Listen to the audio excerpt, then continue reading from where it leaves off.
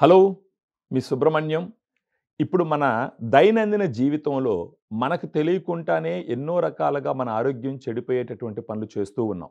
అది గాకుండా వాతావరణ పరిస్థితులు గూడా మారిపోయినాయి. మన ఆహారపు అలవాట్లు గానీ, బయటొస్తే పొల్యూషన్ గానీ, ఈటన్నిటి వల్ల జరిగేటటువంటి నష్టాలే గాకుండా రీసెంట్‌గా ఈ సంవత్సరం మార్చి నెలలోనే న్యూ ఇంగ్లాండ్ జర్నల్ ఆఫ్ మెడిసిన్‌లో ప్లాస్టిక్ గురించి ఫస్ట్ టైము ఒక స్టడీ జేయడం మనం చూసినాం. ఆ స్టడీలో ఏం చెప్పినారంటే micro plastic or nano plastic అంటారు. అంటే చిన్న సైజు ప్లాస్టిక్స్. ఈ ప్లాస్టిక్‌ల వల్ల గుండె జబ్బులు వచ్చి చనిపోతున్నారు అని చెప్పేసి ఒక ప్రచురితం జరిగిందనమాట. దాంట్లో ఎలా కనుక్కున్నారంటే మన గుండె నుంచి మెదడుకి వెళ్ళేటటువంటి రక్తనాళంలో ఆ రక్తనాళాలు పూరుకుపోయే విధంగా బ్లాక్స్ ఏర్పడతాయి. ఆ బ్లాక్స్ ఏర్పడిన దాంట్లో సైంటిస్టులు ఏం కనుక్కున్నారంటే ఈ మైక్రో ప్లాస్టిక్, నానో ప్లాస్టిక్ ఉన్నట్లు కనుక్కున్నారు. ఈ ప్లాస్టిక్ ఉండడం వల్ల చనిపోయేటటువంటి ఛాన్సెస్ వచ్చి 4.5 టైమ్స్ ఎక్కువ ఉంది కంపేర్ టు ఎవరికైతే మైక్రో ప్లాస్టిక్, నానో ప్లాస్టిక్ ఉండకుండా ఉంటుందో. సో ఇది గుండె జబ్బులకు సంబంధించి మైక్రో ప్లాస్టిక్, నానో ప్లాస్టిక్ వల్ల కలిగేటటువంటి నష్టాల గురించి చెప్పడం జరిగింది. రీసెంట్‌గా ఒక వారం రోజుల క్రితం మరొక స్టడీ కనుక్కున్నారు. కొంతమంది చనిపోయిన వాళ్ళల్లో బయాప్సీ టెస్టులు చేస్తూ ఉంటే వాళ్ళు ఏం తెలుసుకున్నారంటే ఈ మెదడులో కూడా మైక్రో ప్లాస్టిక్, నానో ప్లాస్టిక్ ఉండడం కనుగొన్నారనమాట. అంటే ఈ ప్లాస్టిక్ వల్ల జీవితాలు రోజు రోజుకి ఒక దైనందిన స్థితిలోకి వెళ్ళిపోతూ ఉన్నాయి. ఈ మెదడుకి ఎలా ఈ ప్లాస్టిక్ వెళ్ళింది? ఇంతకు ముందర మాట్లాడినట్టు ఈ రక్తనాళాల్లో ఈ ప్లేక్లో పోయి ఎలా ఈ మైక్రో ప్లాస్టిక్, నానో ప్లాస్టిక్ చేరింది అని రీసెర్చ్ చేసినప్పుడు జనాలకి తెలిసింది ఏంటి అనంటే మనము ఫుడ్ ప్యాకింగ్ కోసం వాడేటటువంటి ప్లాస్టిక్, అది కాకుండా ముఖ్యంగా వాటర్ బాటిల్స్ కోసం వాడేటటువంటి ప్లాస్టిక్, వీటి వల్ల ఈ ప్లాస్టిక్ మన శరీరంలోకి వెళ్ళి అక్కడ గుండె జబ్బులు వచ్చి చనిపోయేదానికి అవకాశాలు ఎక్కువ. అదేవిధంగా ఇదే ప్లాస్టిక్ మన మెదడుకి వెళ్ళడం కూడా జరిగిందనమాట. ఇప్పుడు ఈ ప్లాస్టిక్ వల్ల వచ్చే నష్టాల గురించి మనం ఎప్పటి నుంచో వింటూనే ఉన్నాం. కానీ ఈ ప్లాస్టిక్ని మన జీవితంలో నుంచి అవాయిడ్ చేయలేనటువంటి సిచ్యువేషన్.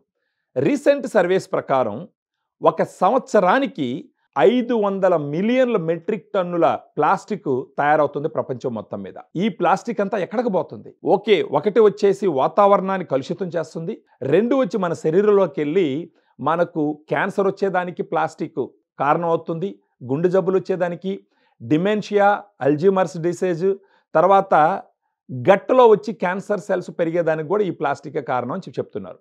ఈ ప్లాస్టిక్ తయారీలో వచ్చి 16,000 కెమికల్స్ ఉపయోగిస్తారని చెప్పేసి స్టడీస్ చెప్తున్నాయి. ఈ 16,000 కెమికల్స్లో ఒక క్వార్టర్ భాగం వచ్చేసి అది మన ఆరోగ్యానికి హాని కలిగించేటటువంటి కెమికల్స్. సో దీన్ని బట్టి అర్థం చేసుకోవాల్సింది ఏంటి అంటే ప్లాస్టిక్ వాడకాన్ని తగ్గించాలి. మనం ఇండ్లలో చూసినామంటే పిల్లలకి స్కూల్కి పంపించేటప్పుడు అనుకూలంగా ఉంటుందని చెప్పేసి ప్లాస్టిక్ డబ్బాల్లో వేడి భోజనం పెట్టి పంపిస్తాం. అదేవిధంగా ప్లాస్టిక్ బాటిల్స్లో నీళ్లు పోసి పంపిస్తాం.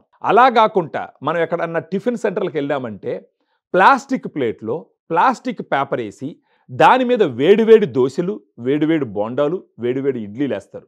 సో ఈ ప్లాస్టిక్ ఈ వేడికి కరిగి మన శరీరం లోపలికి వెళ్ళేదానికి అవకాశాలు ఎక్కువ. ఈ ప్లాస్టిక్ వాటర్ బాటిల్స్ ద్వారా తాగే నీళ్ళ ద్వారా కూడా ఈ ప్లాస్టిక్ శరీరంలోకి వెళ్ళేదానికి అవకాశాలు ఎక్కువ. అది కాకుండా సముద్రంలో ఉండే కొన్ని మాంసాహార చేపలు, వాటి ద్వారా కూడా ఈ ప్లాస్టిక్ శరీరంలోకి వెళ్ళేటటువంటి అవకాశం. సో ప్లాస్టిక్ వల్ల మన సమాధులు మనమే తవ్వుకుంటున్నాము. దయచేసి పిల్లలకి ప్లాస్టిక్ వాడడం తగ్గించేయండి.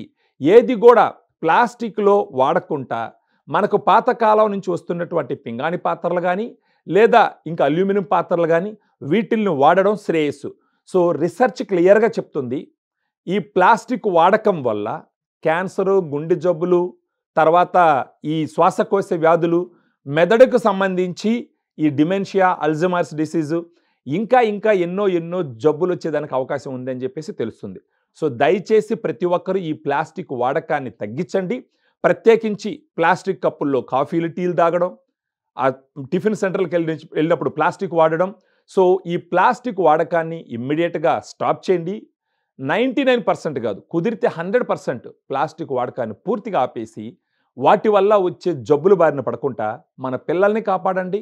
వాళ్ళ జనరేషన్స్ అంటే వాళ్ళ భవిష్యత్తు బాగుండాలంటే ఇప్పటి నుంచి పిల్లలకి ప్లాస్టిక్ వాడకం తగ్గించేయాలి. దయచేసి ప్లాస్టిక్ తగ్గించండి, అసలు పూర్తిగా ఆపేయండి.